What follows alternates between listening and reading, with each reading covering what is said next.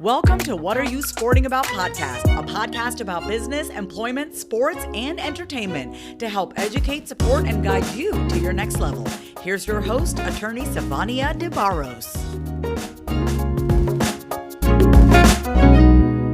Hi guys, this is attorney Stacia DeBarros, the protector of athletes, back again with you for another episode of What Are You Sporting About? And today I have an amazing guest, Miss Stacia Crawford. So I'm going to just tell you a little bit about her, and then I'm going to turn everything over to her so she can share more about her and her journey and why she is here today. So Miss Crawford is an award-winning journalist with more than 3 decades of experience in the broadcasting industry. This includes 26 years as a TV producer here in Chicago, and her vast experience as a television news producer has positioned her to be a skilled communication specialist, media trainer, and PR strategist. She is a news producer, and she understands what editors, producers, and bookers want, and she knows what it takes to deliver. So welcome to the stage, Miss Crawford. Thank you. I'm so excited. I'm so happy that you're here, for one, because it's Women's History Month, right? And so I want to definitely highlight women who are making amazing trailblazing type of achievements here. And so I want you to fill in the gaps for us if there's anything that I left out about who you are and what got you to where you are today. Go ahead and share that with our listeners. Okay. Well, yes, like you mentioned, I am a TV news producer, and I've been a producer for over 30 years. I'm also a college professor, so I teach television news writing and reporting at Columbia College here in Chicago, where many of our students go on to become professional reporters, writers, editors, photographers. So I'm really excited about that. And I also am the owner of a cultural center. I own the Sankofa Cultural Arts Center in Chicago.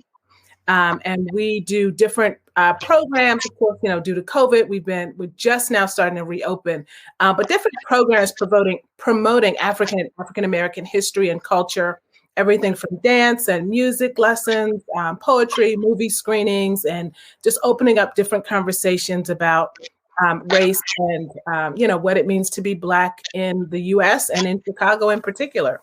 And I'm also the mother of 3. I have 3 boys. And if you count my 2 fur babies, then I'm a mom of 5. I have 2 dogs who I love immensely as well. That is amazing. I didn't know you did all of this stuff, which, I don't know why I didn't, because I just feel Black women are just so magical, Black girl magic situation. We're able to balance so many different things. But I love that you own this cultural center, and it takes me back to my childhood because I grew up in Gainesville, Florida. And I remember one summer, I cannot remember this lady's name, and I'm a horrible dancer, but this lady had a facility where she taught kids African dances. And I remember going there and just feeling so shy and feeling like these other students were way more advanced, but it just felt good being in a place where I was learning something about my own culture, and not really feeling like I was being stigmatized or stuck out like a sore thumb. No matter how horrible I was at dancing, it was still a beautiful space. Yeah, and that's because everybody wants to fit in. And that was one of the reasons why my husband and I started the center. We actually got married in Africa. And when we came back to Chicago, we had, met so many artisans and artists and just wonderful people that we kept in contact with. So we came back and we started an African import store, and we imported all different types of art and fabric and things like that. And then we wanted to expand because we actually had people who said to us, "Why would you put an African store in the heart of the Austin community?" It's like, who wants that? Nobody, this is not a Chicago thing. And explain that for people who don't know Chicago, because I had to learn Austin, when I first came here. Like, what does that mean? Exactly. Austin is actually the largest of Chicago's 77 communities. There are over 100,000 people, and it is majority Black. And, it's experienced like many large cities, of course. It's been marginalized, underserved. And so people felt like people didn't really want something that was related to African culture. People weren't in touch with that. They weren't in tune with that. They felt like folks were just trying to get up and survive and just make it every day. But we actually had one guy who literally came into the store when we first opened, and he shook my husband's hand and he said, I just wanted to meet the idiot who thought that he could bring an African store to Chicago's awesome community and it would survive. Whoa. Right. We were like, what? And needless to say, we are still there. It's been over 15 years. In fact, we've expanded. We've been on the same street, but we've expanded to 3 different locations. So we started in an 800 square foot facility. We now have 14,000 square feet. And so it's just expanded and grown, and we have just been embraced by this community. And we're so excited to be able to help, kids come in and they have African dance lessons and African drumming lessons, and people are learning spoken word and learning to express themselves. Yeah. And being part of this awesome community, it's just been incredible. That's amazing. And doing and expressing themselves in ways that are positive and empowering, and not the stereotypical way of, oh, you're going to go and loot the stores down the street, or, whatever those narratives have been for so long. So kudos to you guys for the success that you've had. And it just goes to show that you can't listen to one bad apple who is not in touch with their own heritage, right? Because you may not know exactly what country from Africa you are from. However, you instinctively do have roots from the motherland. And so for someone who already came and approached you guys with such a pessimistic type attitude, it's ridiculous. Absolutely. And like with any business, you're always going to have people who are going to be expecting you to fail. Yeah. But we knew that this was an idea that was God-given. And, I think that, when you do what God tells you to do, you can't fail. So we knew that going into it, despite what anybody else may have thought. And it's done nothing but blossom and grow over the last 15 years. I love that. And that takes me to my next question, because as you know, the title of this podcast is What Are You Sporting About? And a lot of people, like they do in general, they judge a book by its cover. And so one of my sayings to people is, we're all sporting about something in life. What we sport about is completely different from person to person. It may even be different from season to season, whatever that season looks like in your own individual life. So for you, Ms. Crawford, what are you sporting about? I'm sporting about just uplifting and empowering entrepreneurs, particularly African-American entrepreneurs, because we have been left out for so long. And so, to me, when I think of, what are you sporting about? I always think about sporting analogies, because I'm a sports mom. I have 3 boys, and all of them were very involved in sports, everything from football to wrestling. I had a son who's a track star, and my middle son was actually a competitive gymnast who began, he was rated one of the top in the state. And so it's all about commitment, and it's your passion. You have to be all in. And that's how it goes with business as well. It's a financial commitment. It is a time commitment. It is a physical commitment. And so you have to be all in. So it has to be where is that true passion and that true commitment. And how are you using that to empower others? Because it can't always be all about you. Have to be, paying it forward and reaching back to bring somebody else up. Yeah, I love that. One of the things I think just instinctively for myself is I feel more empowered when I'm helping someone else. Absolutely. I don't know what it is about that, but it gives me so much energy, and inspiration to just keep moving forward. You said something about being consistent. Oh, absolutely. One of my mantras for the start of the new year was being consistent, but also setting boundaries, because sometimes, and setting boundaries within ourselves too, because I think sometimes people think, oh, I got to set a boundary for this third party. But are you setting boundaries for yourself so that you can do exactly what needs to be done, so that you can be consistent in making an impact, right? Absolutely. Yeah. Absolutely. Yeah. And that's one of the things, that I've always even told my kids, when they were in sports, it's like, yeah, you have to be consistent. You can't think that you can, go work out and train, for 2 days and then take a break for a week. No, now you're starting, over. You have to constantly be consistent. And the same is in business. And I tell people that particularly in my business as a PR pro, you have to be consistent. We have people who will get media hits and media placements, and they're like, oh, that's great. I got featured here. And it's like, okay, but it doesn't stop there. Again, you have to it's all about being consistent, and setting those boundaries, like you said, and keeping your word to yourself, and always going back to remember why you started this business in the first place. What's your big why? Yes. Love it. Love it. So let's go into, because you were talking about the media placements, and we know that you are a very, very successful journalist, award-winning journalist, might I add. Okay. TV producer. You have so much experience behind PR and journalism. Why is it important for individuals to be authentic when they're trying to get media attention and, front cover mentions or whatever? Yeah. Well, you have to be authentic because you are you and you are unique. And, a major part of what I do in my business is getting people to recognize that, because I get a lot of people who will say, well, my story is not that important. There's nothing phenomenal or remarkable about me. Why would the media even be interested in me? And what I find is that a lot of businesses, particularly Black-owned businesses, are missing out on opportunities because they feel that way. And so what we have to do is we have to pat ourselves on the back. And it actually made me think, I thought of that when you did your Facebook post yesterday about, are you celebrating yourself? Yes. And that is one of the things that we often forget. We're so busy looking at what everybody else is doing that we forget about our own accomplishments. And so what I help people to do is recognize that you are remarkable. You are phenomenal. And all of those things that you've done, because you're so busy focusing on what everybody else is doing, you forget to highlight your own success.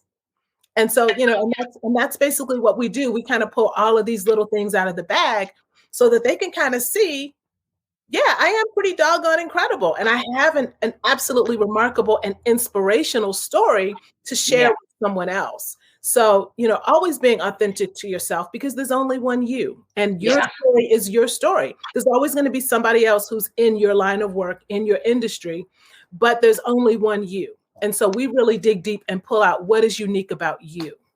Yeah, I can speak to that, and it was my aha moment. I wrote a whole newsletter on it. It's on my website now. I did a small clip for this podcast on it the other day about celebrating yourself and asking people, have you celebrated yourself? Because I never thought that I was good enough to have, PR, be in somebody's magazine or whatever, right?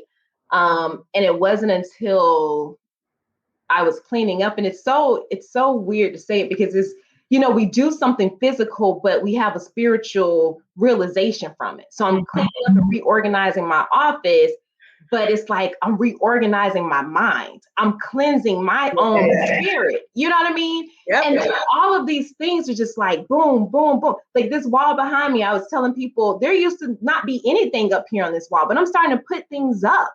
And it's like the walls are taking on a whole new identity. Yeah. Because I didn't instinctively see my own self-worth, which a lot of people don't. And I think that also is why you don't see as many Black women who have media mentions or features whatsoever, because for some reason we're waiting on other people to celebrate us. Absolutely. Or we're waiting on us to get the next achievement. Okay, maybe this next achievement is what's going to get me the attention. But it's like, you're never going to get that if you don't tell people about what it is that you've done. Exactly. You have to, so that's not to say that, because you don't think that you're fantastic. We all go through that. But we have to continue to inspire each other and lift each other up. Absolutely. So talk to us about your program. So I had the opportunity to sit into one of your free webinars, and it was so dope.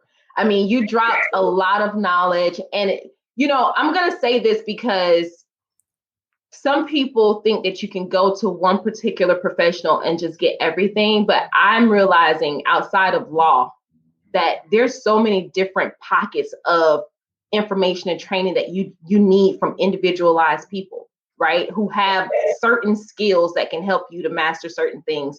So talk to us about your program, what you're doing with it, what you hope to achieve, and how the people that you're working with so far is seeing a lot of success.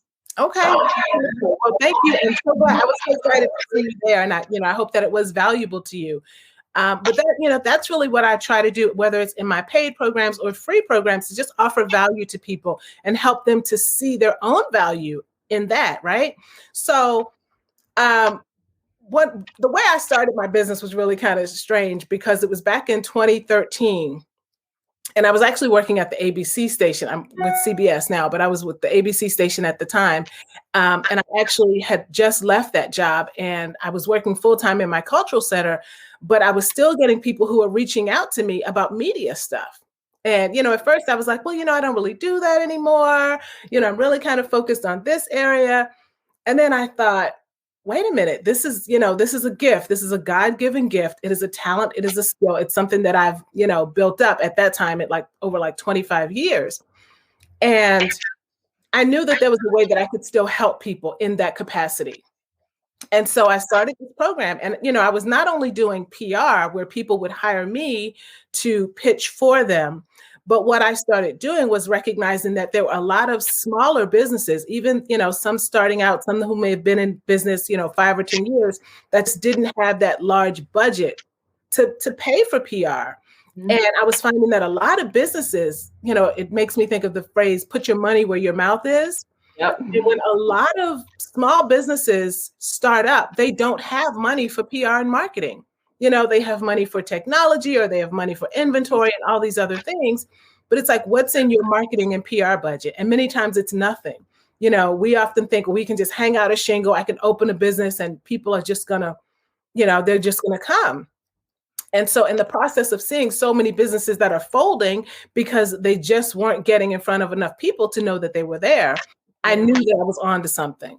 And so what I do in my trainings now is, instead of even asking people, if you may not have a large PR budget, but what I do is I basically give them the skill that I've developed over 30 years and teaching them how to be their own PR firm. You can be your own public relations department.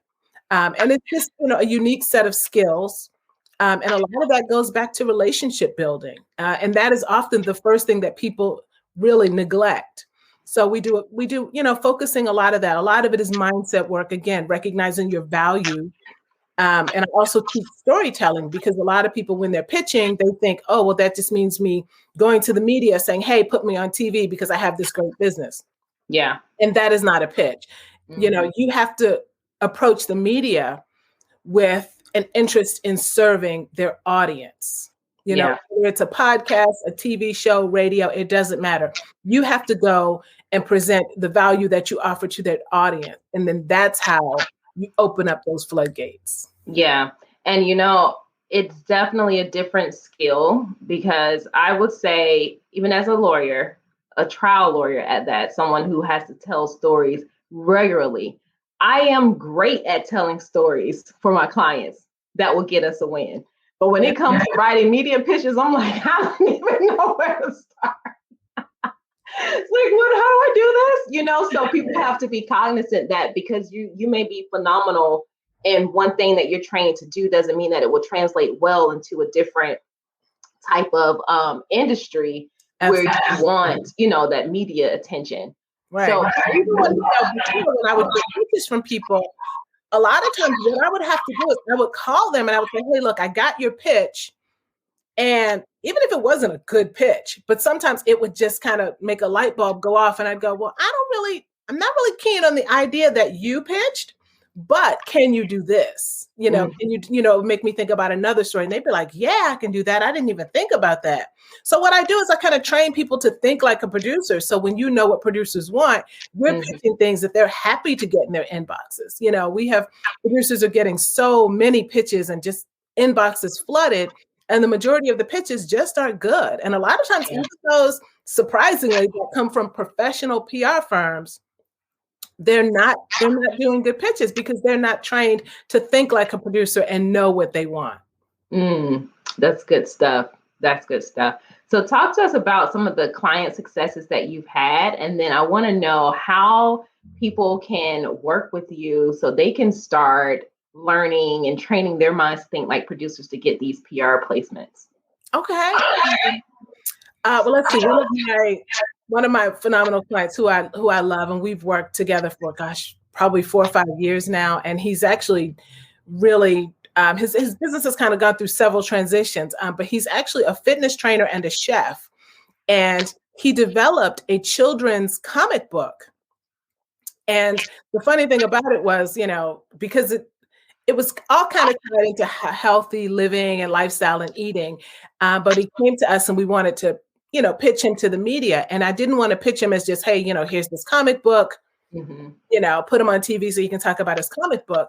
But what we did was we actually developed an entire segment where he came onto the set and he developed what we called the 3-3-3. And it was 3 snack ideas using 3 ingredients that kids can make themselves in 3 minutes. So when you have parents, parents are busy now, even working from home, and they don't have time to be making all these snacks for the kids. Kids can do it themselves. And it was a great segment. He ended up being booked. I think he got booked on like 3 TV segments that first week that we pitched. And of course, he got to talk about his comic book. So we saw, sales of the comic book go up. But again, as I tell everybody, you still have to be consistent. So you can't just take that one media hit and now think, oh, I'm a great success. My books are going to fly off the shelves, or I'm going to be, have speaking engagements lined up. You have to be consistent with it. Right. Let me ask you this. So, so you get the media placement, right? And one thing that's always pushed, even in law, is call of action, right? Call of the question or whatever. Call of action. So you always want to have something there that you want other people to do. Are your clients, are they understanding how to position those call of actions in their media pitches? But outside of that, once you get the placement, what is your call of action so that people come back to you consistently outside of that media placement to either buy your products or your services? Exactly. Yeah, definitely. I mean, because that's the major part of it. It's like, okay, you can go on TV, but you don't go on TV just for the sake of going on TV. We're going on it because we want to monetize it and we want to leverage it. So your call to action is going to be very important. And what people don't recognize is that media viewers, people who consume media, particularly podcasts and television, they're very loyal. And when you tell them what to do, they will do it. They will actually do it. So when you tell people, you give a website and you tell them, oh, go to this website, or, download my book, or email me, whatever that call to action is. We actually help people to determine what their call to action should be, because it's different for everybody. It depends on what your business is and what you're actually, how you're trying to monetize it. Correct. So it's going to be different for everybody. And sometimes we have people who want to go and they want to give download my book and email me here. And this is my Facebook and here's my Instagram. And it's like, it's too much. You need to have it's too much. A confused mind will always say no. And so when people don't know what to do, they're not going to do anything. Right. So, we help them to strategize. And it doesn't necessarily have to be the same for everything. I mean, if you go on a radio show, it may be something different.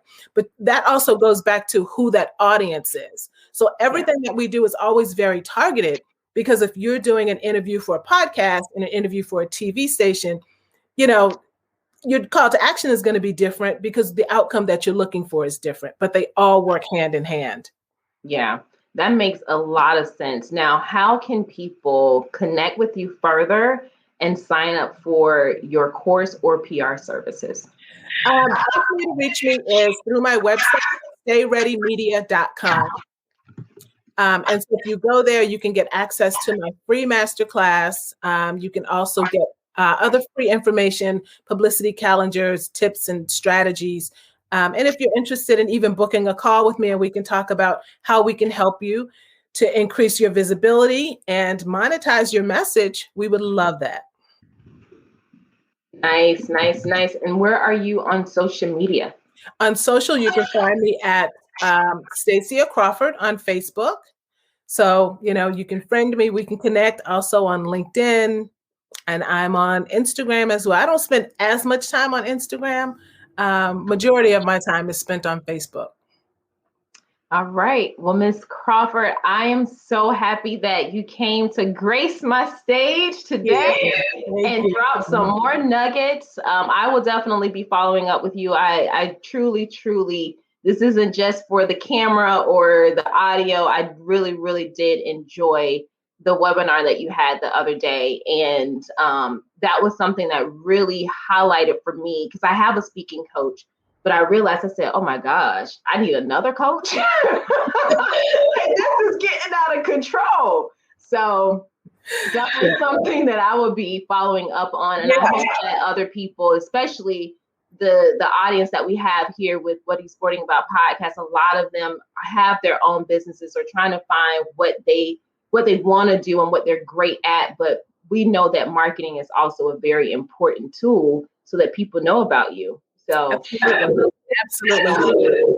to help. So book a call. We can kind of see how we can help you to implement that strategy. Because we get a lot of people who come to the webinars and come to the events, but if you're not implementing, you have to put that knowledge into action. You can get all the knowledge in the world. Absolutely. But we want you to put it to work so that you can stop being the best kept secret. Yes. Get out there. The world needs you. You are the answer to someone's prayers, I always say. And, but they have to be able to find you.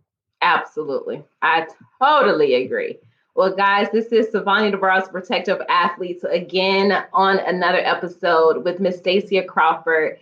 Listen, do not forget to go and purchase my book, What Are You Sporting About? You can get it at www.prosportlawyer.com/bestselling-book. Get it so that you can be inspired, educated, and motivated to your next level. Until next time, we'll check you later. Ciao. Thanks for joining us this week on What Are You Sporting About podcast. Make sure to visit our website, prosportlawyer.com, where you can subscribe to the show in iTunes, Stitcher, or whatever your favorite platform is, so you'll never miss a show. And while you're at it, if you found value in the show, we'd appreciate a rating on iTunes or iHeartRadio. Or if you'd simply tell a friend about the show, that would help us out too. If you like the show, you might want to check out our book, What Are You Sporting About? Attorney Savani DeBarros is available for private consulting at sldebarros.com. And remember, we're here to educate, support, and guide you in your journey to success, because we're all sporting about something.